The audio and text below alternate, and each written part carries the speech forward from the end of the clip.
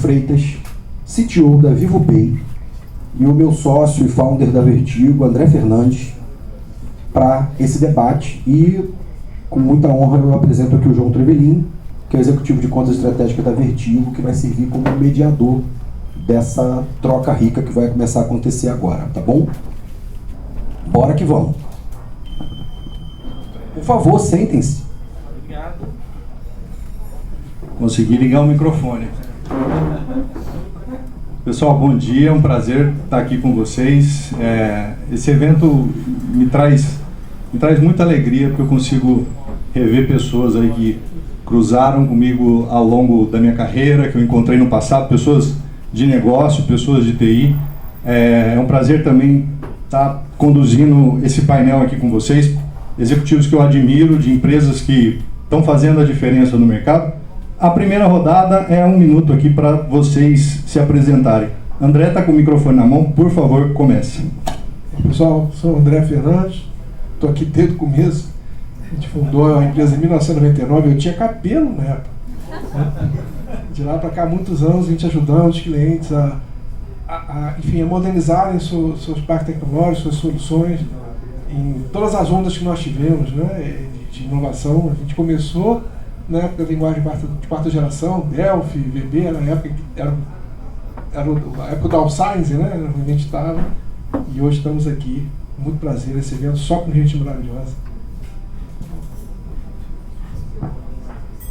Bom dia, sou Bruno Freitas, eu trabalho na Vivo, né, no braço financeiro, uma nova empresa chamada VivoPay. Então, meu crachá, daqui a pouquinho vai ser oficialmente, né, um VivoPay. A gente vai começar a usar essa marca no mercado, então está sendo ventilada já muito essa marca, né, até dentro do próprio aplicativo da Vivo. Sou responsável por toda a área de tecnologia, dados, infraestrutura, né, o vulgo CTO hoje em dia, né, então tenho ali todas as responsabilidades ali sobre toda a camada de tecnologia dessa nova empresa. Bom dia, pessoal. Falei muito alto aqui. Quem já estava aí um pouquinho sonolento acordou agora, né? Mas obrigado aí pelo convite.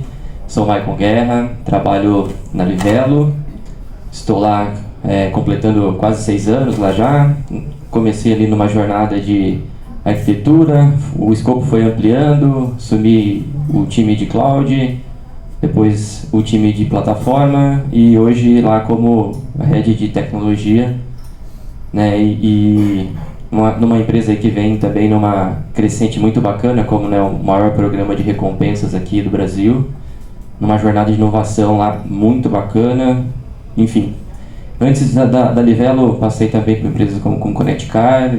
Minha base é desenvolvimento, arquitetura, e aí antes também de estar em empresa aqui de produtos, trabalhando em algumas consultorias, ajudando empresas também no setor de meios de pagamento, agro e por aí.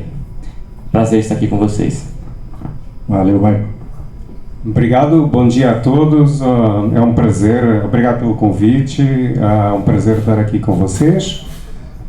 Eu já estou nesse mundo de tecnologia já há uns anos, tá? Lá na Europa eu estava como diretor de tecnologia.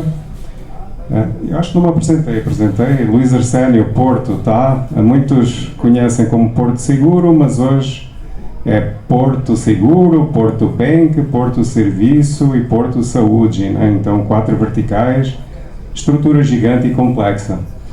Bom, voltando aqui ao meu discurso inicial, eu fui diretor de tecnologia lá na Europa. Quando vim para o Brasil em 2010, passei 15 anos aí em consultoria, em várias casas, na Accenture, na IBM e na BCG. E recentemente juntei-me ali ao time de Porto, então estou como diretor de plataformas, de arquitetura, estratégia, e governança de tecnologia transversal ali a Porto, tá? Porto hoje em dia é uma estrutura bem complexa, uma estrutura federada de tecnologia, então o desafio é grande. Eu cheguei com o meu estilo, chegando, tentando conciliar ali todo mundo para caminhar numa só direção, então está sendo uma jornada muito, muito boa e coincidentemente a gente está nessa jornada aí de plataformização e com muito sucesso, e todo mundo embarcado, então está sendo uma ótima jornada aí. Mais uma vez, obrigado, e é um prazer estar aqui convosco. Perfeito, Luiz. Eu vou aproveitar então esse gancho, né? Bacana a gente ter empresas aí do setor bancário, Loyalty, que é uma indústria que eu já trabalhei, que tem toda uma complexidade que vai muito além de integração de varejo com sistemas financeiros. É uma indústria que se posiciona aí de uma maneira a gerar incentivo para o consumidor e essa mudança de transformação do comportamento do consumidor que gera para a gente o desejo de se transformar rapidamente e de usar a plataforma como uma solução de diferenciação competitiva para essa transformação. Eu vou aproveitar o gancho do Luiz aqui e fazer uma pergunta direcionada para ele. Eu queria que os demais complementassem, eu queria que a gente tivesse uma troca bastante fluida. Se alguém também quiser fazer algum comentário, ao final a gente vai ter um período ali de Q&A. Luiz, com foco em experiência do cliente, assim, como é que as plataformas auxiliam hoje nos seus desafios relacionados ao incremento da experiência do cliente? Como é que você endereça isso hoje lá na Porto, por favor? Perfeito, ótima pergunta. A gente tem vários níveis de plataformização dentro da Porto, tá? Então a gente começa aí com toda essa parte de experiência de cliente. Temos algumas plataformas para clientes e corretores, tá? E depois a gente vai tendo uma série de outras plataformas que elas são habilitadoras, tá? Elas trabalham e funcionam muito bem porque têm muita governança e elas são extremamente importantes. Plataformas de dados. Está funcionando aqui? Alô, alô, alô? Está funcionando? Tá. É que ficou mais baixo, tá? Acho que baixaram o meu som aí. Estou falando muito alto também. Então, voltando aqui ao tema, essas plataformas habilitadoras, no final, são elas que habilitam na ponta, né, a gente a montar esses super apps e essas plataformas de corretor, de cliente, super apps aí na ponta, tá? Essas plataformas habilitadoras, tivemos aqui vários exemplos, por exemplo, a plataforma de engenharia, que a gente está evoluindo muito com ela, e que habilita por o autosserviço dos desenvolvedores para desenvolverem muito mais rápido, com muito mais governança, reduzindo muito o time to market, novos produtos, tá? Toda a parte de dados e APIs também, a gente tem uma plataforma, temos plataforma de autenticação, então temos uma série de plataformas que habilitam no fundo essa jornada na ponta. Olhando para a ponta só como experiência de utilizador, a experiência de cliente, ela não é suficiente, tá? Então quando a gente olha pela plataformização, a gente tende a olhar nas várias camadas para que ela funcione, ok? É isso. Perfeito. Você citou interoperabilidade, né? Então, eu queria até fazer um jump aí. O Michael é um dos caras que eu admiro aí por ter um time muito bem estruturado relacionado à integração, por ter aterrissado aí na Livelo com todas as suas complexidades, um modelo de plataforma que virou referência de plataforma de negócio para o mercado, né? Uma das empresas aí mais inovadoras, reconhecida publicamente por inovação. Michael, eu queria que você trouxesse para a gente, assim, rapidamente não, por favor, fica à vontade, para trazer um panorama, tá? Do modelo da Livelo, que eu acho super interessante a gente entender como a Livelo funciona. Quais foram os desafios que você teve nessa jornada de implementação de modelo de plataformização, que eu sei que você está nessa jornada há muito tempo e foi peça-chave junto com o seu time para atingir esse nível de maturidade. E não contente, eu também queria que você citasse como a inteligência artificial te ajudou em algum use case aí que você tenha aplicado, por favor. Já começou me bombardeando aqui no começo. Nem eu gosto, eu bombardeio. Boa. Na primeira, acho que antes de falar da estratégia de engenharia de plataformização, acho que é legal entender o contexto da Livelo, né?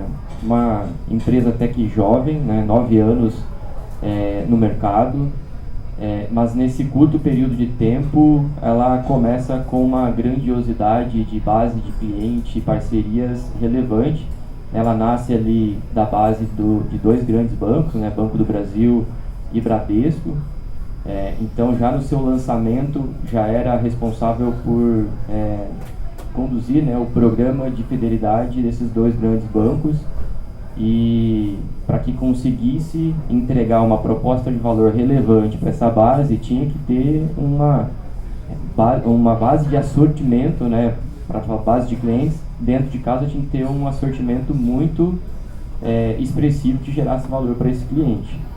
Então, hoje, já com esses 9 anos, um programa que gerencia, né, que entrega valor para mais de 55 milhões de clientes. Tem lá mais de 550 parceiros conectados no nosso hub, né, entregando produtos, viagens, passagens aéreas, hotéis, carros, né, e ainda conectada num contexto de serviços financeiros, né, onde é possível transformar uma operação simples de resgate num pagamento por Pix, né. Então aqui tem, nesse contexto aí, João, o que trouxe lá, nesses anos trouxe para a gente, né, uma complexidade de gerir, né, todas essas integrações.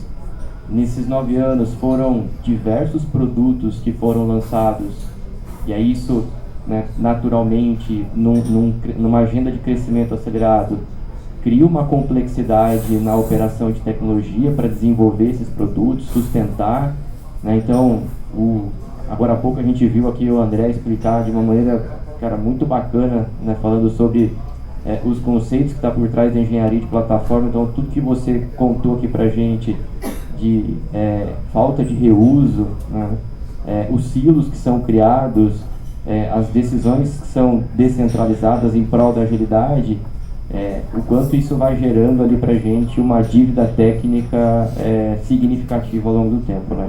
Então é aí que entra a engenharia de plataforma. Quando a gente trilhou ali há 2, 3 anos atrás a nossa jornada de plataformização, olhando ali não só para como automatizar, criar mais autosserviço na esteira de desenvolvimento, mas olhando também as outras camadas aqui de plataformização de negócio, plataformização do nosso canal de experiência, para que esses blocos pudessem ser combinados, né, no processo de construção de produtos e serem acelerados por uma estratégia de engenharia de plataforma, né?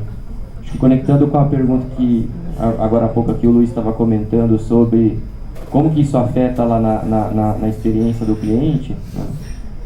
Aqui a gente olha o seguinte, né, a engenharia de plataforma, com toda essa viés de aumentar a produtividade, experiência do cliente, do desenvolvedor, né, aumentar reuso, reduzir atrito, a gente conquista um saving de tempo ali para o desenvolvimento, né? Esse save de tempo, ele é transformado ele pode ser usado de várias formas, essa economia de tempo, né? E aqui, se a gente coloca isso em prol de qualidade de código, né, em prol de da sustentação daquilo que existe, né, eu vou gerar um software melhor, né. Software melhor significa a experiência lá da ponta do cliente também sendo afetada, não só diretamente pelas plataformas que atendem a experiência do cliente, mas desde esta fundação aqui, né, gerando produtividade no ciclo de desenvolvimento.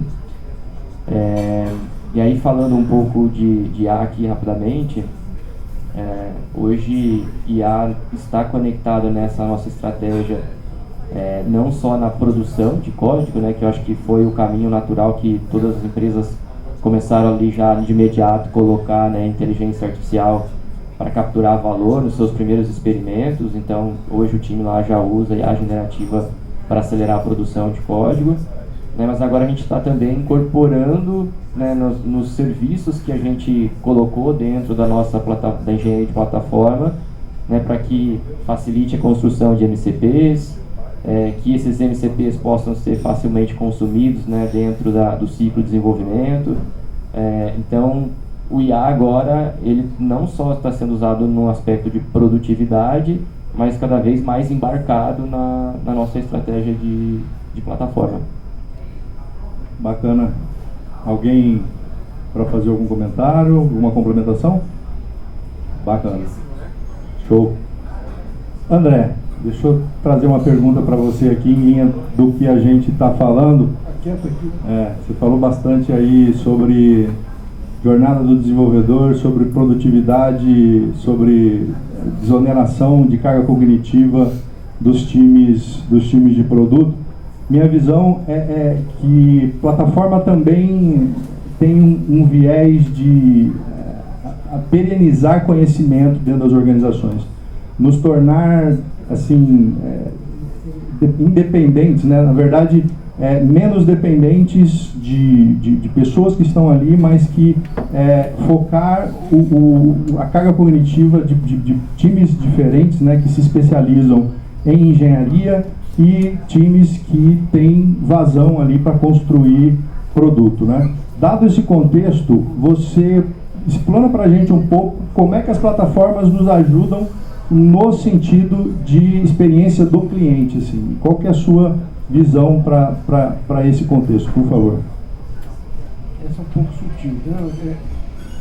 Começa pelo que você matou aí na charada, que é mágica, né? É o esforço para você tornar a aderência aos padrões que a casa deseja, né? A aderência aos processos que a casa quer, com conveniência, não pela burocracia, não pela aprovação de um comitê de gestão de mudança, e na verdade pela busca, pela aprovação automática se você atingir um certo patamar de qualidade, por exemplo. Tá? Então, ao garantir, né, entregas com mais frequência, e essa que é a mágica, é uma das KPIs principais de DevOps, segundo as doramente, né? Essa frequência de entrega, com qualidade, sem incidente, né? Ao garantir isso, você está indiretamente garantindo na ponta uma melhor experiência para o usuário, porque é menos arrasto. A qualidade é um processo, é uma virtude que você vai buscar se você tirar esse monte de pedra da ponta. Se você gastar 90% do seu esforço contra uma burocracia, você não vai conseguir entregar uma boa experiência para o usuário. Então, você tira as pedras do caminho, né? Então você pode experimentar mais.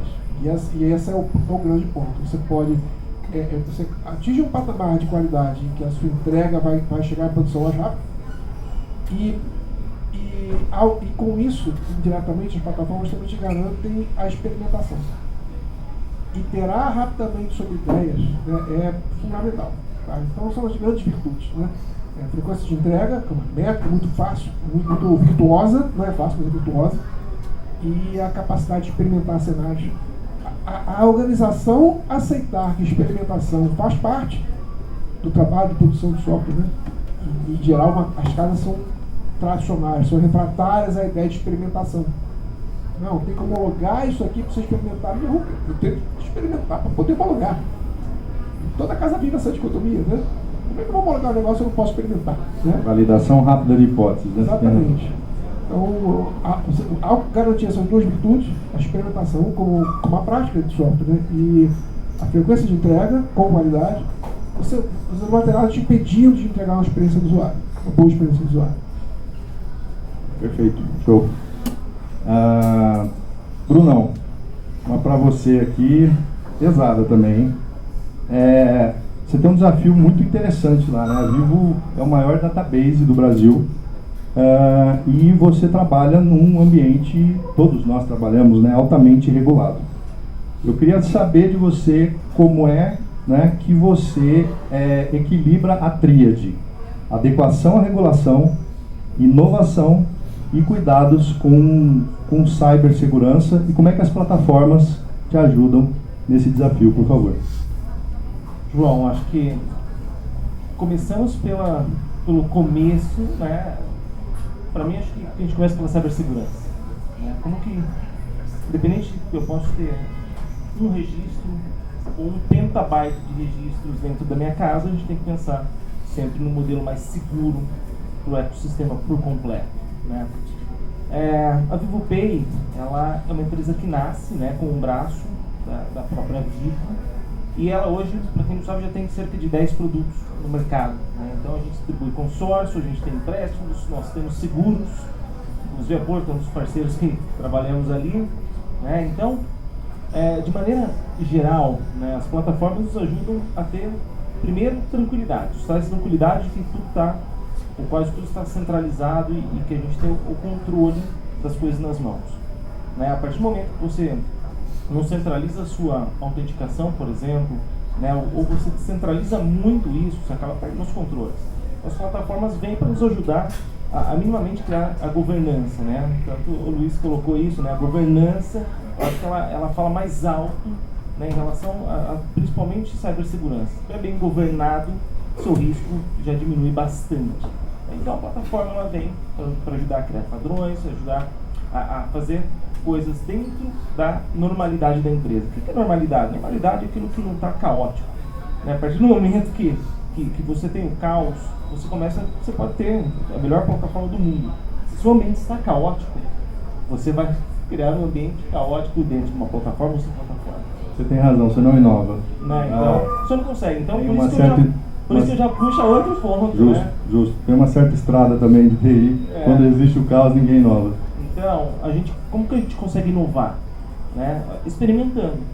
A gente é bonitão, né? Ele falou, não, vamos botar na rua. Não somos tão assim ainda, né? Mas nós temos ali, cara, deploys contínuos, seja no time de dados, seja, né, no próprio time de desenvolvimento. A gente tem, sim, os gates mínimos. Cara, você tem aquele gate, você ultrapassou aquele gate, você quer algo extremamente crítico, cara, o deploy é 24/7.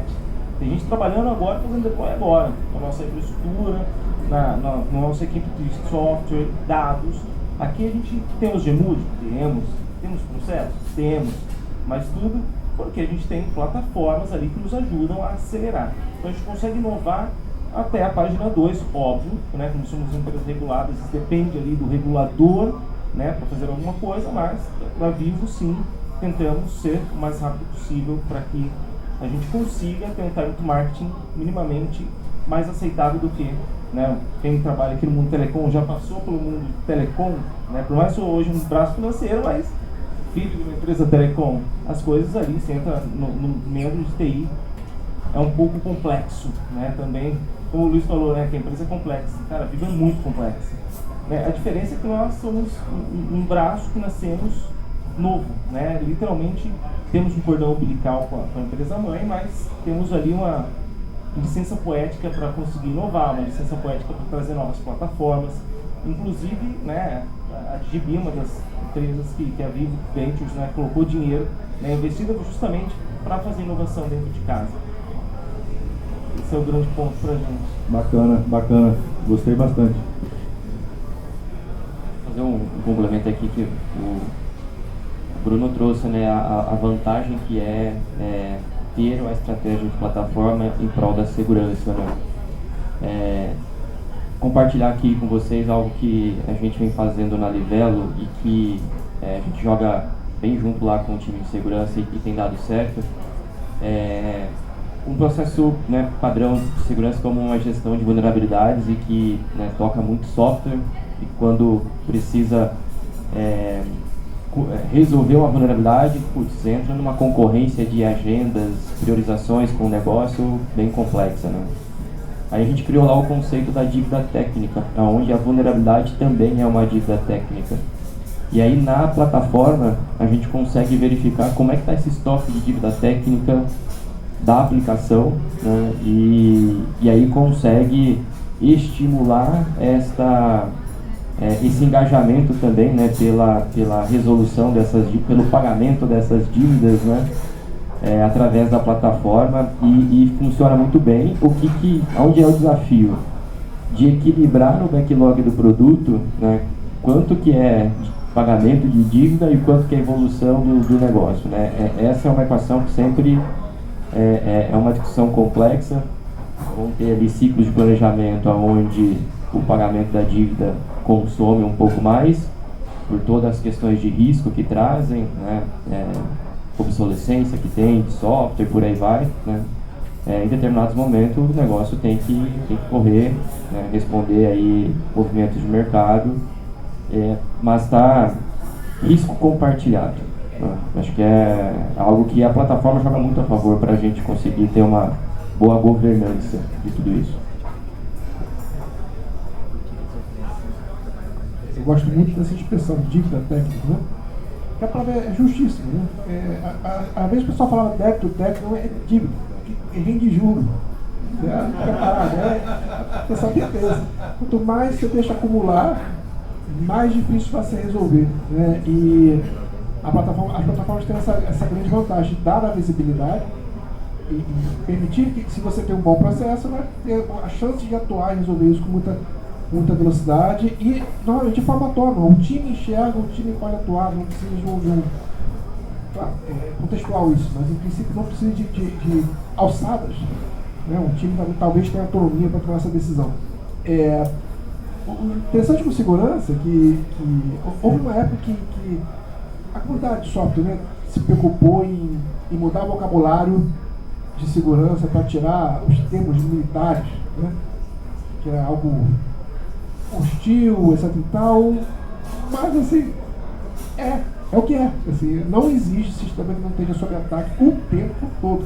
Então, antigamente o pessoal botava aquele sistema de detecção de intrusão, né, que alertava toda hora, porque continua tendo, mas assim, a calibração disso é difícil porque o tempo todo tem alguém tentando. Não existe você botar um serviço no ar sem ter alguém tentando 24/7, escaneando suas portas, tentando ataques, tentando achar uma vulnerabilidade. Então a dívida técnica ou a incapacidade de fazer entregas frequentes, ela traz longevidade para a vulnerabilidade. Por isso que é tão importante equiparar a segurança com velocidade, porque é sinônimo de você ser capaz de acabar com a vulnerabilidade. E a análise de vulnerabilidades, elas não são paradas no tempo. Quando eu publiquei uma coisa em produção semana passada e ela era 100% segura do ponto de vista do scan, esse alvo é móvel. Daqui a 3 dias descobre um day zero daqueles calamitosos. E acontece com alguma frequência. E nem sempre, até recentemente, uma vulnerabilidade que demorou para ter um CVE. Então as suas ferramentas não pegavam ainda. Então esse alvo móvel é muito complicado. Então, para você prolixo, tem que preservar a capacidade de entregar rapidamente uma correção, com uma decisão que o time pode tomar em uma situação dessas, né? Isso é uma virtude, né? Em prol da segurança. Né? E isso é uma coisa mais ou menos recente como prática de software. Né? Deixa complementar aqui, trazendo aqui para o contexto do Porto algumas coisas que a gente falou aqui, tá? Bom, a Porto é altamente regulada, né? A gente é só regulado só pelo Bacen e pelo SUSEP, né? Então, juntos, né? Então, imaginam, né? Então, tudo nasce já com uma base forte ali, com uma atenção gigante ali em cybersecurity, né? Então, é uma base ali inegociável, tá? Então, por ser altamente regulado, e a Porto, obviamente, tem um cuidado extra aí com toda essa parte aí. Sendo uma empresa com 4 verticais e com uma estratégia de crescimento ousada, foi, num determinado momento, foi definida uma estratégia de verticalização dos negócios, né, dessas business units, dando muita autonomia ao negócio e colando as TIs nessas business units, justamente para fazer essa aceleração, tá? Então, numa estrutura que por um lado, é agressiva comercialmente, por outro lado, é altamente regulada, e por outro lado, tem muita autonomia, o meu papel fica um pouco mais difícil, porque sendo um modelo federado, eu tenho de criar plataformas, tá? Eu falo plataformas porque é exatamente isso, com muita governança embarcada, alguns guardrails, mas que não ofendam a velocidade dos negócios, ok? Então, é assim, essas plataformas, por exemplo, às vezes a gente pensa assim, mas espera aí, mas uma plataforma de engenharia, de software, ela está muito longe do negócio. Nem tanto, ela pode ser extremamente habilitadora, tá? Então, a gente está a falar aqui da dívida técnica, né? E tem vários tipos de dívida técnica. Tem obsolescência, tem vulnerabilidades, tem dívida da arquitetura, débito técnico de arquitetura, tem toda a parte de bugs, enfim. Então tem uma série de débitos técnicos ou dívidas técnicas, né? Que é necessário tratar, não podem ficar simplesmente tipo largadas num canto e pronto. Então, assim, quando a gente, tipo, monta uma plataforma, ela tem que vir embarcada de tecnologia, obviamente, ferramentas, processos, governança, tá? Por exemplo, vou dar um exemplo aqui da Porto. Nós temos metas, elas são próximas a toda a tecnologia. E isso também ajuda a que a gente consiga trabalhar mais em conjunto. Então, por exemplo, diminuir o número de vulnerabilidades é uma das metas. Então, todo mundo vai querer contribuir para isso. Só que, por exemplo, antes, no passado, antes de eu chegar, como é que isso estava gerido? O time de cyber, tipo, fazia um scan e tudo mais, e aí, tipo, mandava para aquele time. Por e-mail, por Excel, enfim, e depois ficava controlando. Com a plataforma de engenharia, esse modelo, ele passou a ser automatizado. Então, é assim, tudo que é dívida técnica dos vários tipos diferentes, eles vão para o backlog das equipes de engenharia, diretamente no Gira. Então, é assim, a gente standardizou a forma de usar, basicamente, uma ferramenta com processo, digamos assim, com governança dentro dessa plataforma de engenharia, e agora é tratado diretamente e tem um monte de indicadores e aparece para todo mundo e tudo mais, tá? Mas é interessante, só complementando, não só vulnerabilidades é meta cross, mas também disponibilidade e MTTR, né, que é o tempo de recuperação aí de incidentes críticos e tudo mais.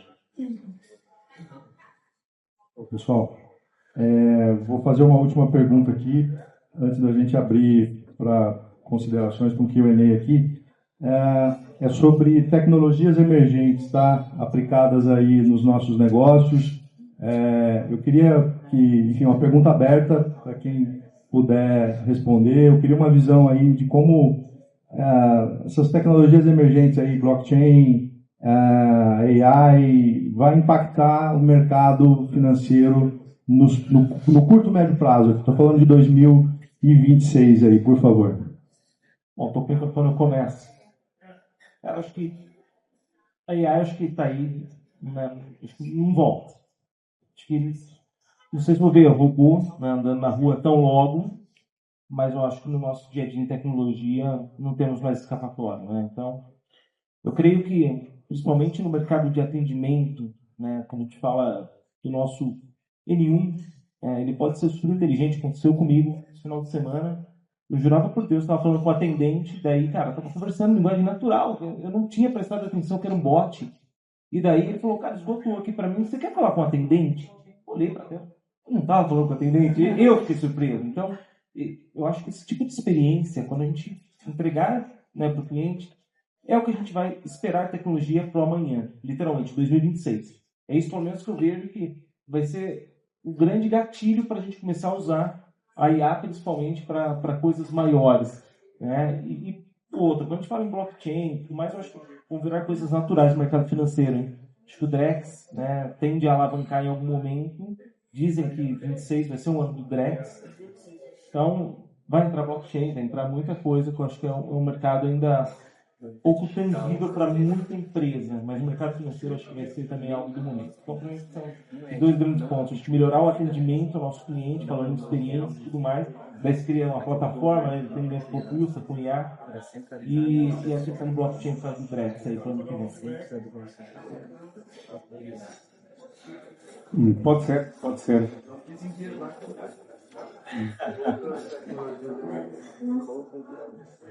Eu consigo responder melhor à parte de IA do que blockchain.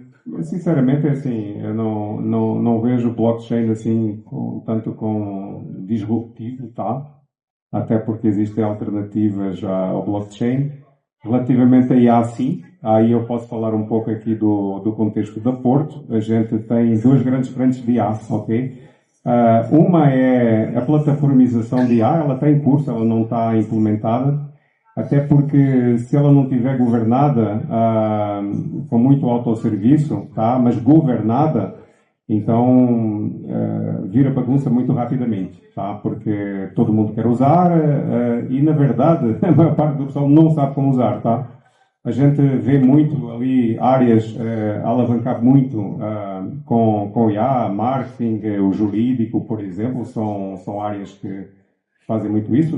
Aquela IA generativa que todos nós conhecemos, tá? Nós lá usamos muito o Gemini Pro e o Notebook LM, porque está nas nossas ferramentas aí do Workplace. E a gente tem muita iniciativa, mas a nível de negócio, para acelerar negócio, com o IA, como por exemplo toda a gestão na parte de sinistros em caso de acidentes e tudo mais. Dei aqui um exemplo, a gente tem outros, tá? Então a gente usa muito também na ponta com use cases, mas aí tipo muito bem planejados e implementados, tá? Então dentro de alguns guardrails, com foco com use case muito específico para acelerar a jornada de eficiência, justamente para melhorar um processo, não é? E trazer eficiência ali para processos. Então, nossa jornada de AI é isso, tá? De um lado, a gente ali com a plataformização, que está em curso, justamente para colocar ali uma série de guardrails e governança para que esteja governada ali dentro de certos parâmetros, certos limites, para só não sair usando de qualquer forma, né? Porque senão pode ser pior o resultado, né? Obviamente, né? E por outro lado, com use cases muito específicos para acelerar o negócio. Lá na Livelo também não é diferente não falar aqui de IA, né? Mas lá nós estamos com a plataforma Livelo AI habilitada, democratizando o uso dela na companhia, né? Um stack ali inicial, mas eu acho completo o suficiente para que os times de produtos, a área de negócio consiga experimentar, né? Criar os seus agentes, automatizar alguns processos das áreas, e também temos colocado assim bastante energia em desenvolver um produto com IA generativa que está na mão do cliente, que é o Expert Livelo. Ele tem um objetivo aqui de reduzir o tempo que o nosso cliente tem entre a jornada de acúmulo e resgate, né? A missão dele é reduzir em 50% esse tempo. Ele foi lançado em beta no início do ano, dentro do nosso hub de inovação. Recentemente fizemos uma evolução bem grande e estamos aqui em vias de fazer um lançamento dele para o público, para toda a nossa base aqui para a Black, né? Mas por que eu estou contando todo esse contexto? Porque, projetando um pouco aqui, eu acho que a agenda para frente, eu ainda vejo assim, que por mais que a IA esteja aqui, né, em todas as nossas pautas como a gente extrai valor, acho que a gente ainda vai aprender muito sobre adaptar os processos da companhia por impacto da adoção de IA. Né? O que a gente vai ter que fazer diferente para que a gente consiga extrair todo o valor dela. E uma outra agenda é sobre pessoas. De como que a gente habilita nosso time, né, a nossa companhia e aí parceiros também, dentro dos nossos processos para que a IA de fato seja um acelerador de produtividade, seja uma alavanca de experiência para o cliente. Então, aqui é um pouco uma visão muito particular aqui do que a gente está vivenciando na prática, né, dos desafios de adoção da tecnologia. E aí, conectando aqui com o tema de plataforma, como cada vez mais ela esteja embarcada naquela gama de autosserviços, né, para que a tecnologia não seja o fim e ela seja o meio. Né? Não é usar o agente porque eu estou usando inteligência artificial, mas é porque esse agente vai, de fato, resolver um problema, vai me trazer mais economia de tempo, vai entregar um serviço melhor, seja para o cliente lá na ponta, seja para o cliente interno.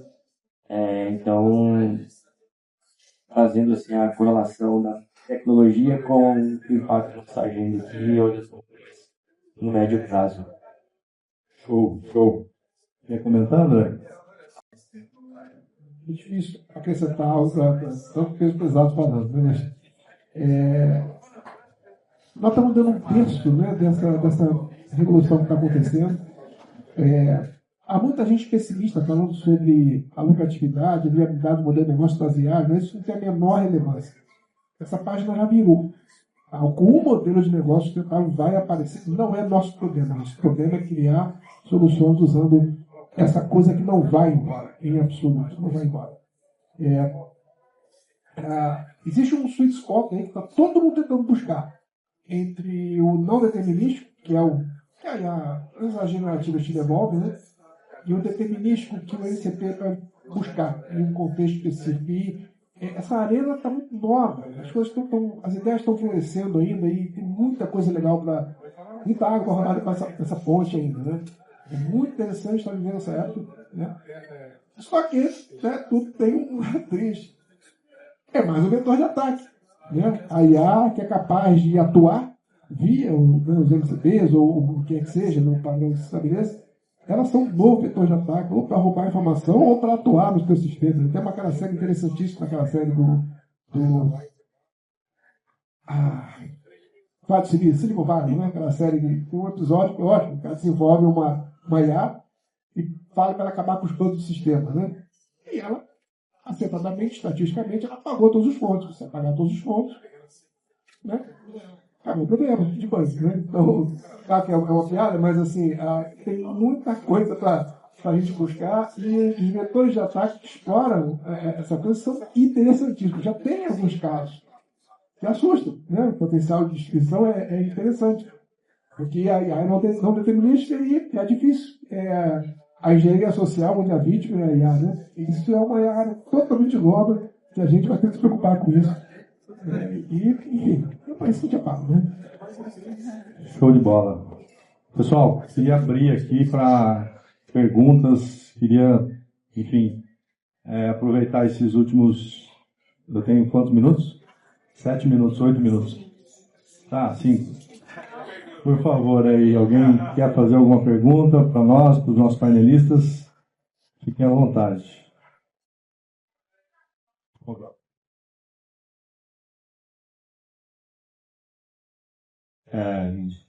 Bom dia, eu sou Germano. Um dos grandes desafios que eu acho que a gente tem com a inteligência artificial e com toda a velocidade que a gente tem nos mercados sobre a tomada de decisão. Então, hoje eu acho que a gente pode ter agilidade em todos os nossos processos que a gente tem internamente, mas se a gente não tiver agilidade na tomada de decisão, a gente deixa uma série de oportunidades passar. Como que vocês estão entendendo, como que vocês estão fazendo na organização de vocês para que a inteligência artificial ajude também nessa tomada de decisão de maneira assertiva? Já que hoje a gente ainda tem grandes problemas aí de que no papel determinístico da IA, comprovadamente a gente consegue tirar bastante resultado, mas ela ainda, no momento onde ela precisa ser mais consultiva, ela ainda erra um pouco. Como vocês estão trabalhando isso?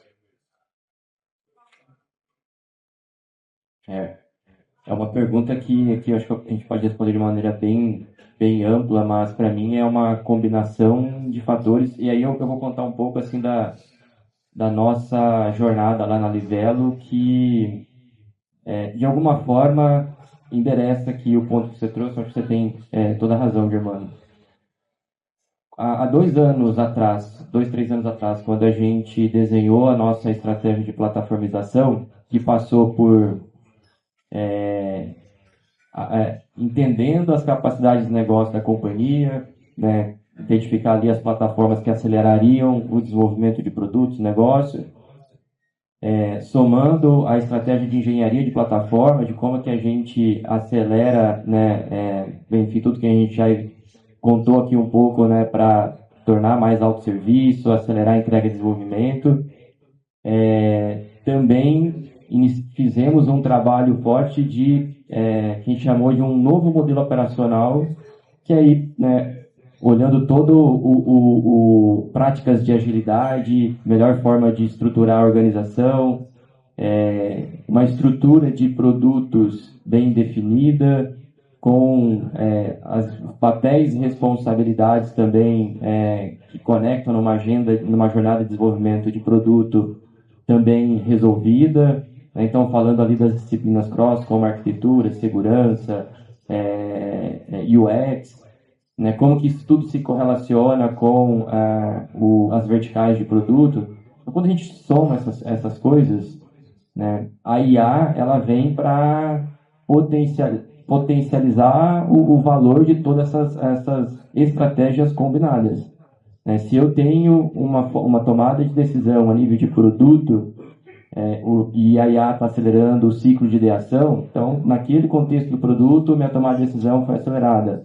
Né? Se no nível de desenvolvimento de software, com a estratégia de engenharia, né, plataforma de engenharia aqui, mais a IA na geração de código, então tem ali, naquele outro contexto, uma aceleração dessa decisão também.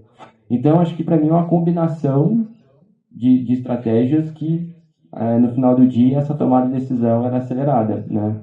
E se isso tudo está funcionando de uma maneira coesa, e não estou dizendo que lá está funcionando perfeitamente, né? Mas acho que a gente constantemente busca, né, esse nível otimizado das nossas soluções, das nossas estratégias, das nossas plataformas, a IA vem para potencializar isso. Né? Acho que, de novo, não estamos indo por um caminho onde é um framework específico por conta da chegada da IA.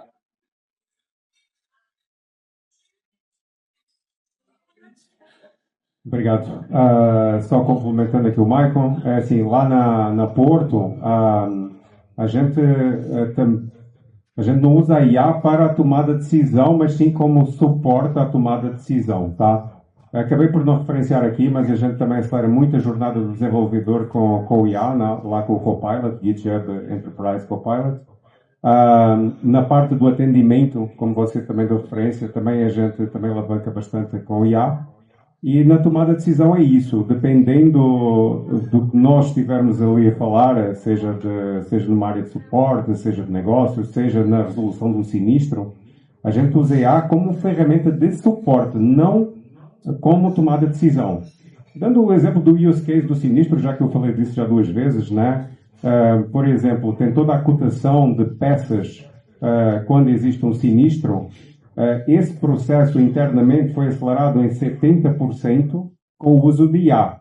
Mas no final tem um humano supervisionando, que era o analista que fazia antes tudo na mão e que fazia, sei lá, tipo em 20 minutos ou meia hora, agora com a IA faz em 30 segundos, né? Só que é assim, porque é que o aumento de produtividade não foi infinito? Porque o humano vai lá e vai ver se a IA não teve alguma alucinação. Obrigado. Quando a gente está aqui no palco, a gente esquece alguma palavra. Se não teve alguma alucinação que ferrou com tudo, né? Então é assim, ele vai só confirmar se está tudo certinho e normalmente está. A gente vai treinando, né, esses agentes aí, eles vão ficando cada vez mais assertivos e no início, quando ele tinha, sei lá, 50% de assertividade, depois de treinado ele passa a ter 90% ou mais. E é isso, é basicamente como suporte à decisão, não na tomada de decisão. Só que assim, alguns processos aceleram muito. Porque ajuda, às vezes até na forma de montar um framework mental para tomar decisão, a IA ajuda bastante, né? Aquela interação contínua com a IA para chegar numa tomada de decisão.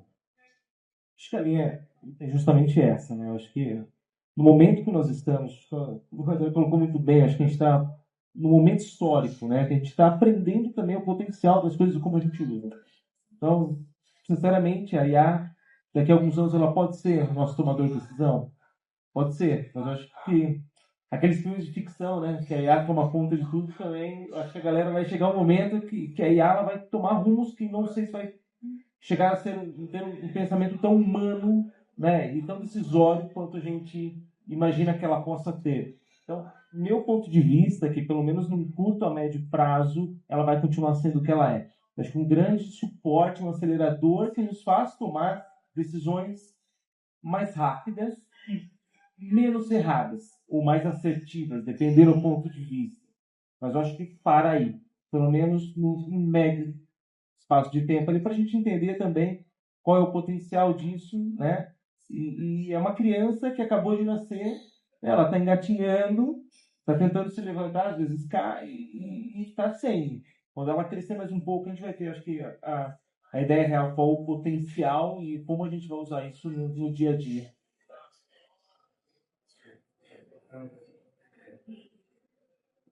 Cabe mais uma pergunta ou encerramos? Ju, temos mais... Alguém quer fazer mais uma pergunta? Acho que cabe mais uma.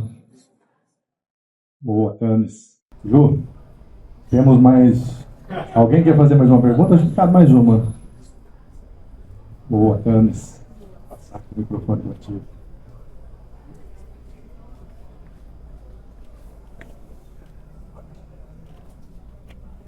Obrigada. Minha pergunta é a seguinte: nesse mundo onde a gente está falando muito de agente de IA para desenvolver plataforma, né? Vocês veem como qual a melhor estratégia, né? A gente comprar plataformas já prontas no mercado, onde você só adequa ali a tua realidade e implementa, ou agora com os agentes de IA vocês veem que a construção das plataformas dentro de casa, com auxílio de consultoria e tal, seria uma melhor estratégia? Eu acho que a resposta é um grande depende. É duro ficar em cima do muro, mas eu acho que a gente não tem uma bala de prata ainda. Eu acho que tem situações que vai caber você trazer um produto de mercado já consolidado, dependendo do risco que você quer assumir. Tem empresas que são mega inovadoras, que podem assumir um risco maior, seja na tua operação, com o seu cliente, enfim, qualquer modelo, você vai acabar trazendo para dentro de casa, né? Daí é o modelo que você vai inovar, que você vai fazer coisa diferente.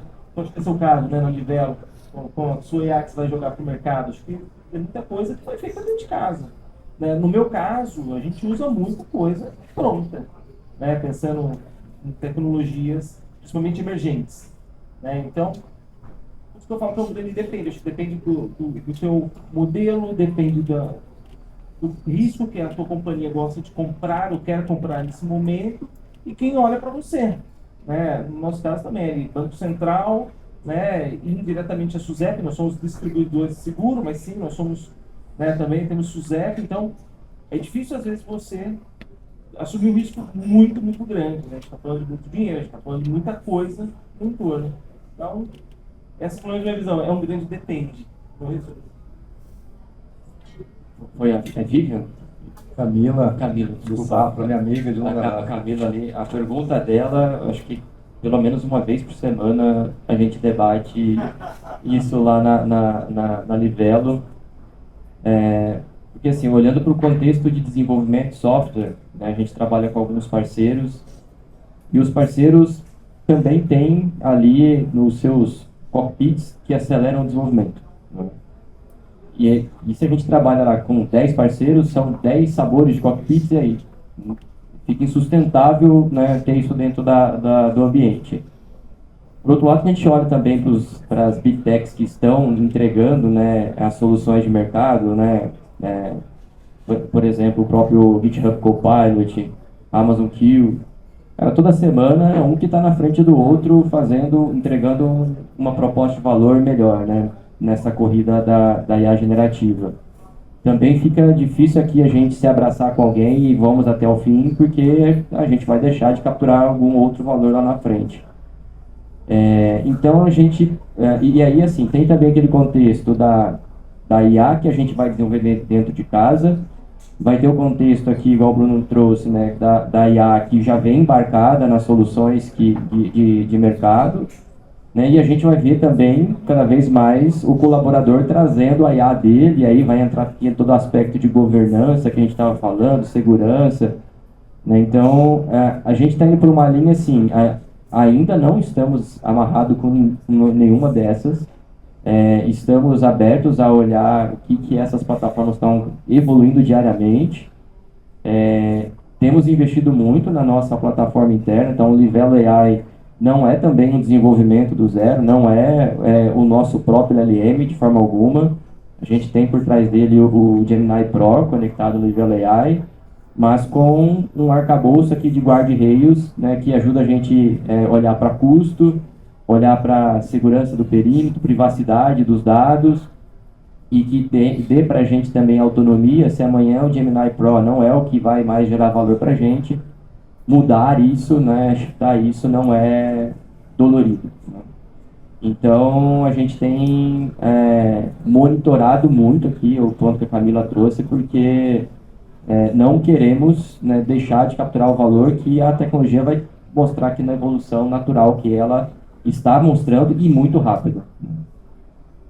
Um complemento assim que foi falado, eu não lembro na verdade que foi falado, é justamente a capacidade da plataforma de testar novas possibilidades, né? Eu tenho uma solução que me atende durante algum tempo e eu ter ali interoperabilidade, desacoplamento para habilitar novas tecnologias que podem me ajudar de um momento para frente.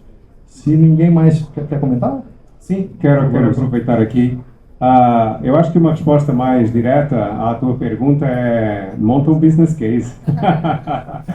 O bom e velho business case, ele nunca está errado, tá? Porque aí você vai calcular o ROI do teu investimento ou um potencial ROI do investimento. Eu dividiria em duas partes esta questão aqui, porque assim, é inevitável que você vá usar algumas plataformas de mercado ou ferramentas de mercado quando você está a construir as suas plataformas, tá? Dando aqui um exemplo prático da plataforma de engenharia, no nosso caso a gente tem uma combinação ali entre o Gira, Backstage, no meio o GitHub Enterprise, enfim, com Copilot. Então é um mix ali de várias ferramentas, a gente pode tirar algumas, pode colocar outras, depois tem uma complementarização elevada ali na parte do Backstage também, enfim. É por aí. No caso da AI, a gente, por uma questão diria de ser mais cauteloso, né? Sermos mais cautelosos aí, a gente resolveu montar à medida a nossa plataforma de AI. Porque muitos parceiros estavam chegando e batendo na nossa porta, eu tenho aqui uma plataforma de agentes que conecta com uma série de LLMs, mas tem aqui os nossos agentes já e tudo mais. Mas quando nós olhamos para ali, a gente fica um pouco assustado. Mas se a gente vai por ali, como é que a gente depois acopla outros, né, nessa plataforma? Então a gente resolveu montar com guardrails, governança, segurança, a nossa própria plataforma de AI e de agentes de AI, onde a gente consegue conectar outras plataformas dentro, mantendo os nossos guardrails, tá?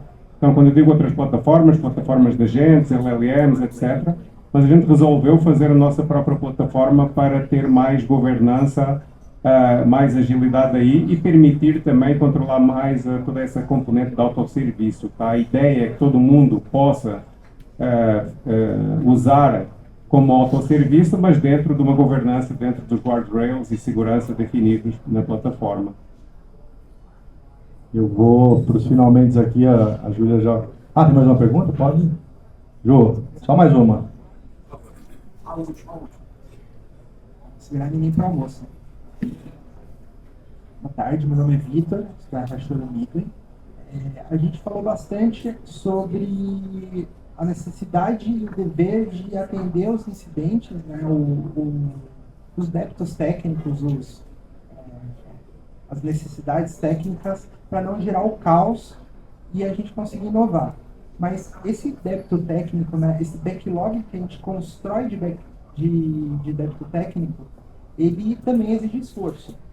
E existe alguma estratégia que vocês adotam para poder construir, mapear esses débitos técnicos e classificar, seja de forma automatizada ou seja algum papel que vocês delegam nas equipes para poder ter a responsabilidade de mapear esses débitos? Deixa eu começar. Esse é um desafio muito interessante que a gente tem, tá? Um desafio gigante, né? Imagina, a Porto com 80 anos de história, né? E muita coisa foi sendo desenvolvida no passado e sendo empilhada. Então, pensa em termos de arquitetura tecnológica, né? Começou ali no on-premises, nos data centers, depois foi para a nuvem, depois ficou uma arquitetura híbrida com uma camada de integração complexa, enfim. Diferentes arquiteturas, diferentes tecnologias, às vezes diferentes plataformas para fazer a mesma coisa, gerou uma complexidade gigante. Então, assim, não tem como resolver tudo ao mesmo tempo, é impossível.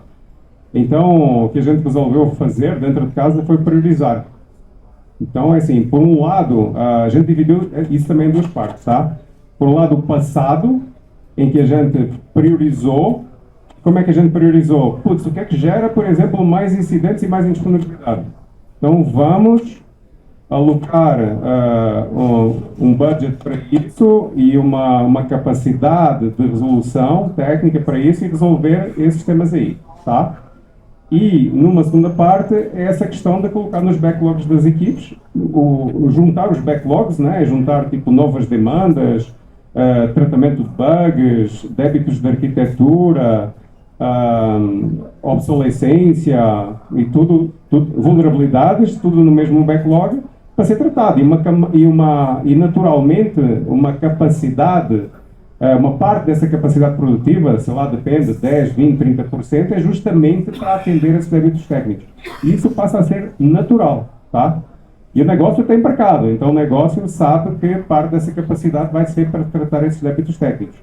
E se for um débito técnico, uma dívida técnica que ela pode gerar mais risco, ela é priorizada. Se não for atendida, vira um risco e vai para um comitê de riscos, e em empresas que são altamente reguladas, né? Isso vai para um comitê de riscos, isso vai para o nível executivo e às vezes depois volta top-down, se não for tratado na ponta, entendeu?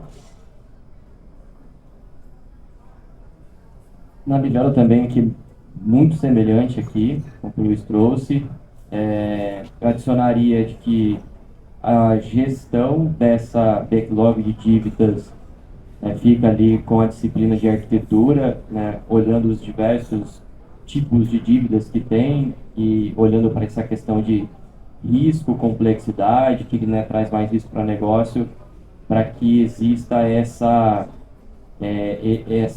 cobrança mais executiva, para que essas coisas não fiquem ali estacionadas, né? Que já existe algo que acontece de uma maneira mais natural dentro dos times de desenvolvimento, que ele está monitorando as suas dívidas. Agora, existem aquelas que não estão isoladas num produto, né? Elas são mais cross da companhia. Então, se não existir aqui uma outra camada de endossar a importância, as coisas não saem, né? Não andam. Então, eu adicionarei aqui esse ponto da governança aqui com a disciplina de arquitetura. Lá qualquer um pode, qualquer pessoa dentro da organização pode catalogar uma dívida técnica. Então, os staff engineers que estão ali na disciplina, no capítulo de arquitetura dentro dos produtos, podem ter ali um olhar de um problema de design, um problema, né, de uma decisão que foi tomada em tempo design por uma questão de time box da entrega e aquilo no momento futuro vai ser resolvido. Então, cria essa dívida técnica. Soluções que estão varrendo o ambiente para vulnerabilidade, né, alimentam também esse controle. Dentro da nossa esteira, né, do nosso esteira de deployment, nós temos uma automação de gate de qualidade ali que olha aspectos de arquitetura, qualidade de código, né, vulnerabilidade. Se ali é pego algo também, isso já alimenta esse catálogo. Então a gente foi criando algumas automações para depender cada vez menos da intervenção humana, mas neste momento sim, qualquer pessoa pode fazer o cadastro. Tem momentos que sim, existe a intervenção humana ainda. Então só complementando aqui. Tudo muito, né? Não tem muito o que reinventar a roda no final do dia. Acho que a única coisa, citar a questão de infraestrutura, né, que está abaixo do meu guarda-chuva também, basicamente a gente também tem vários processos que rodam em todas as nossas nuvens, e isso tem reports que são passados semanalmente. Então a gente tem comitês para passar todos os reportes toda semana, e a priorização é feita dentro desse próprio comitê. Isso daí pode derivar, né, por mais que a gente tenha gates de desenvolvimento, a gente pega ali também problemas do ambiente gerados por desenvolvimentos algumas vezes. Isso também é direcionado nesse próprio comitê, é direcionado para o gerente de desenvolvimento para que isso seja corrigido. Então, acho que esse é o grande segredo no final do dia. Acho que pouco inventar, né, e tentar usar os padrões que o mercado já estipulam. Acho que não tem como fugir, não. Pelo menos até uma IA ajudar a gente a fazer alguma coisa diferente. Acho que continuamos dessa forma. Vou fazer um jabá aqui, pode fazer jabá? Por favor, nossa hora. Esse é um dos trabalhos que a gente vai fazer, é justamente modernizar legados que apresentam risco operacional, né? Super comum chegar em cliente, tem lá centenas de aplicações JE, aquele stack Java legadíssimo, né? Roda em WebSphere e e a casa não é capaz de rebuildar aquilo. Está em produção, ela consegue pegar aquele pacote, jogar de um ambiente público, mas não consegue fazer um review. Ela perdeu a capacidade de fazer um review da aplicação. É super comum. Né? E aí é um risco, é uma dívida que está mapeada, mas às vezes não é priorizado. Né? E a gente abraça esse tipo de árvore para vocês aí, porque é um trabalho feito por IA, por apoio de IA. Né? Você tem que orientar algumas coisas, às vezes a decisão além de modelizar, é um packaging diferente, são coisas que você precisa ensinar a IA a fazer. Vai pegar aquelas 600 aplicações e vai conseguir migrar o tempo, a 90% delas, né? sem nenhum dor de cabeça, e ao migrar você recupera a capacidade de buildar aquilo de novo. E é, na verdade, um grande risco, né? A ocorrência de vulnerabilidade, sempre chora, porque você não é capaz de buildar aquilo. É extremamente comum encontrar isso. Ninguém aqui tem esse problema, mas a gente encontra isso aí na selva. Muito legal também a estrutura que vocês passaram de estratégia, né, de como equilibrar nos pesos de investimento o que vai para atacar débito técnico, o que vai para atacar inovação. Quero agradecer imensamente Luiz, Michael, Bruno, André, se prepararam, fizeram uma baita troca aqui conosco, vocês que participaram, que contribuíram, todos os convidados, as pessoas que vieram, meus parceiros meus colegas de parceiros que estão aí. O Bruno vai fazer um encerramento breve agora, vai ser sorteado um brinde. Prometo que não é um Maré 2013, tá? Então, obrigado, pessoal. Muito obrigado.